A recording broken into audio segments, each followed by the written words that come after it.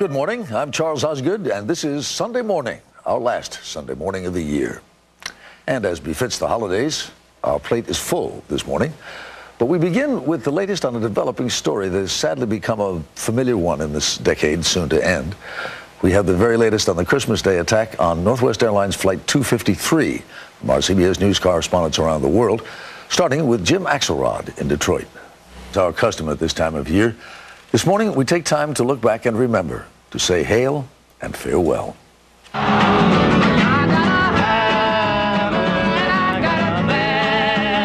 They were the voices of our times. That's the way it is. They charmed us, amused us, inspired us, enriched our lives. So before we say goodbye to the old year, we say goodbye to some old friends.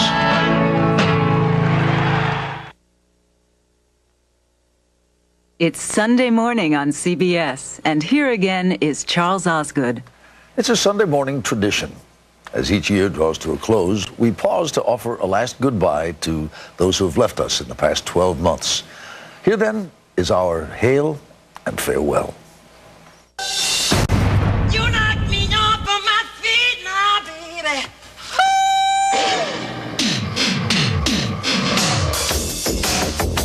He was, for a time, the brightest star in the galaxy.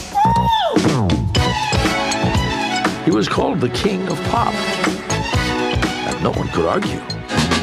Oh, baby, give me one more chance. Surely that love you. The child amazed us. Please let me back in your heart. 'Cause this dead night. And the young man thrilled us with his music and his moves. Later, he morphed into a tabloid sensation. The excess, the behavior, the charges of abuse. But when he was gone, we were reminded once again of how it began, with that extraordinary talent. Merce Cunningham. He advanced the art of modern dance by leaps and bounds.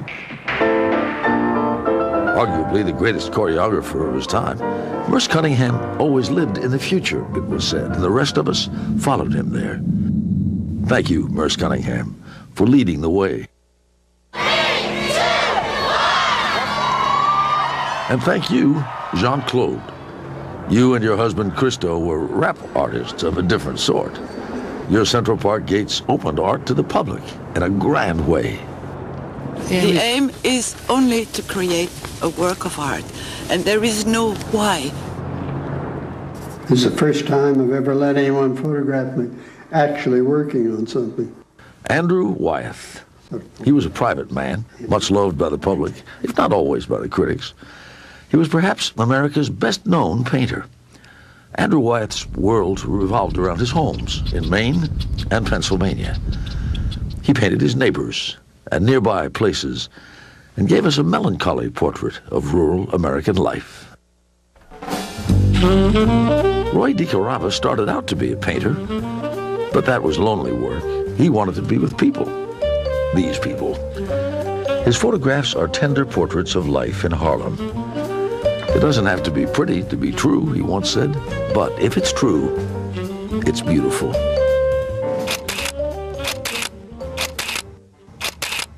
Irving Penn's pictures were truly beautiful. He photographed the famous and the fashionable, and his work made it to magazine covers and museum walls.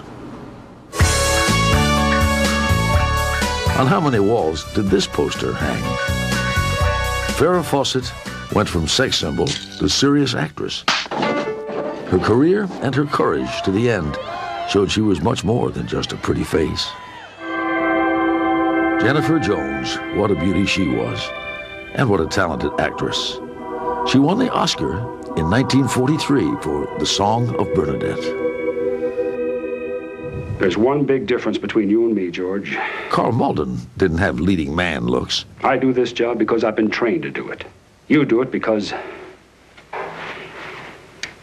you love it. He played ordinary fellows extraordinarily well for more than 60 years. The Dom DeLuise, when he was on the screen, you just knew a good punchline was coming. Not in the face! Thank you.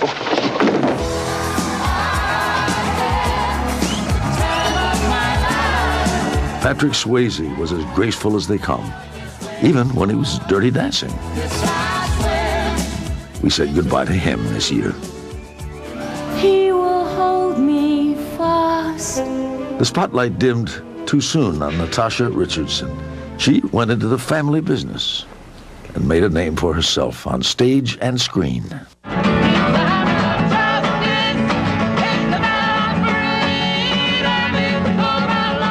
On another note, their harmonies belied the discord of the times.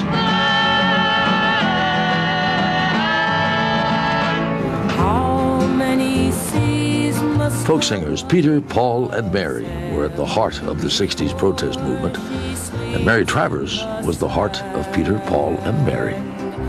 That music was right there at the right time with the right message, and we were in the thick of it. And the first one now will later. Their music is still with us, For the time they but Mary Travers is gone now.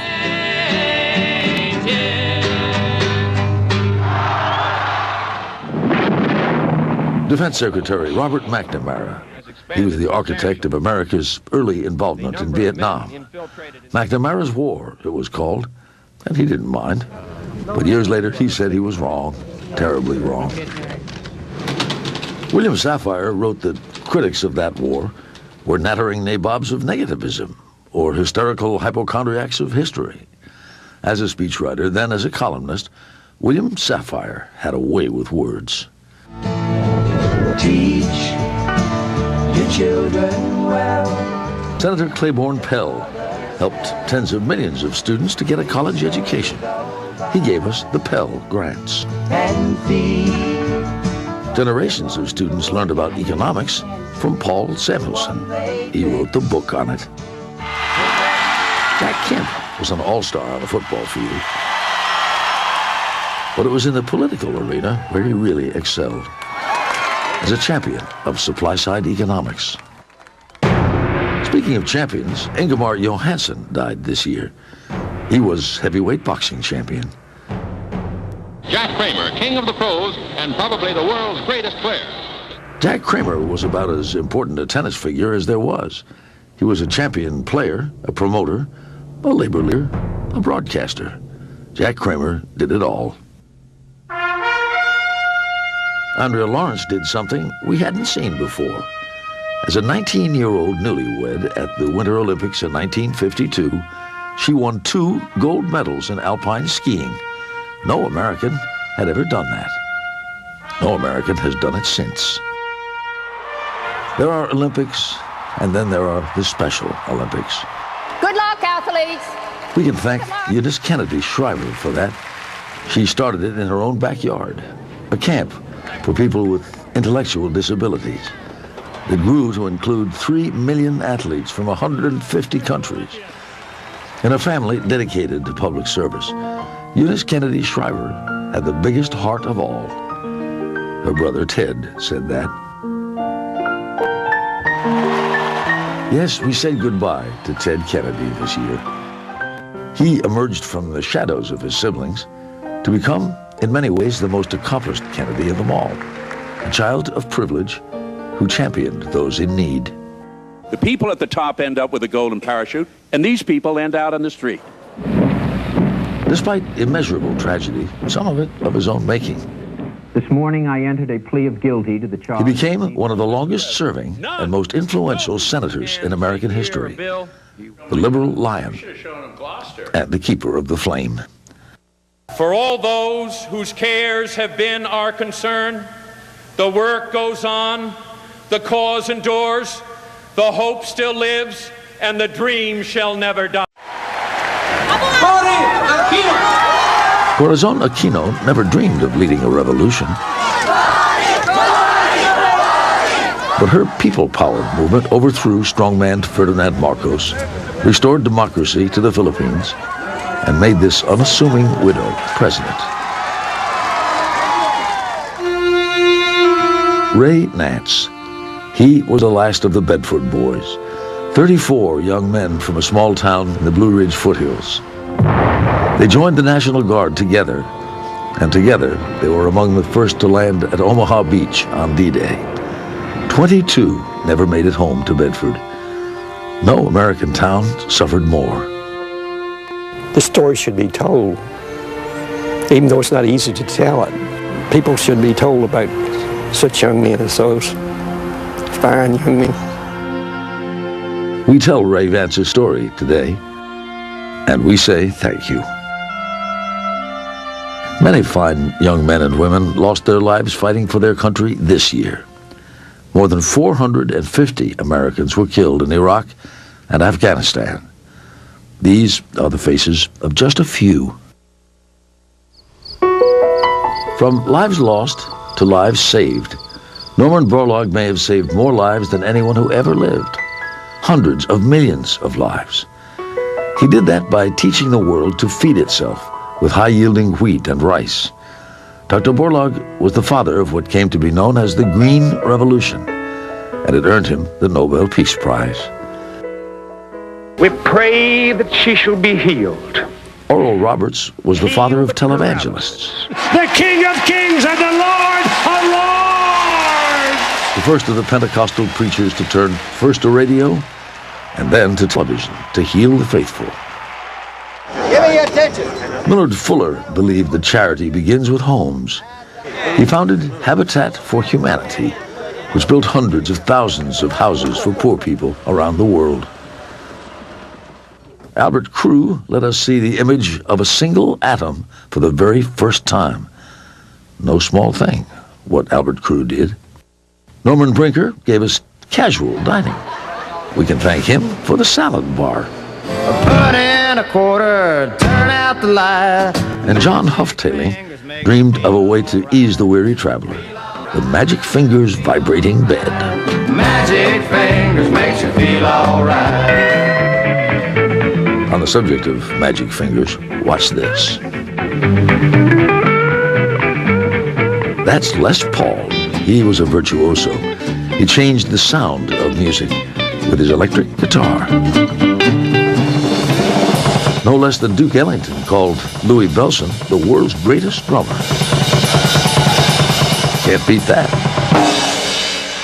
And on keyboards, we couldn't beat Ferranti and Teicher.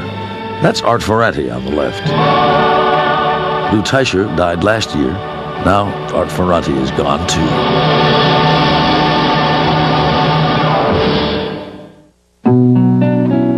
Television lost some towering talent this year.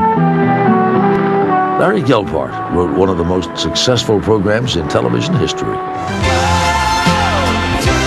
He wrote hit movies too. I need to write to find out what I'm thinking, he once said. Vic Mizzy thought writing TV theme songs was a snap. I went ba-ba-ba-ba, ba-ba-ba-ba.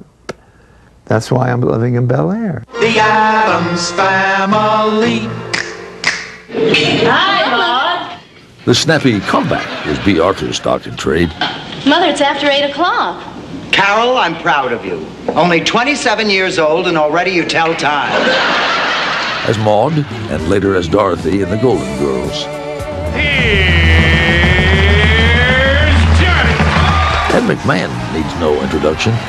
As Johnny Carson's genial sidekick, we welcomed him into our homes every night for nearly 30 years.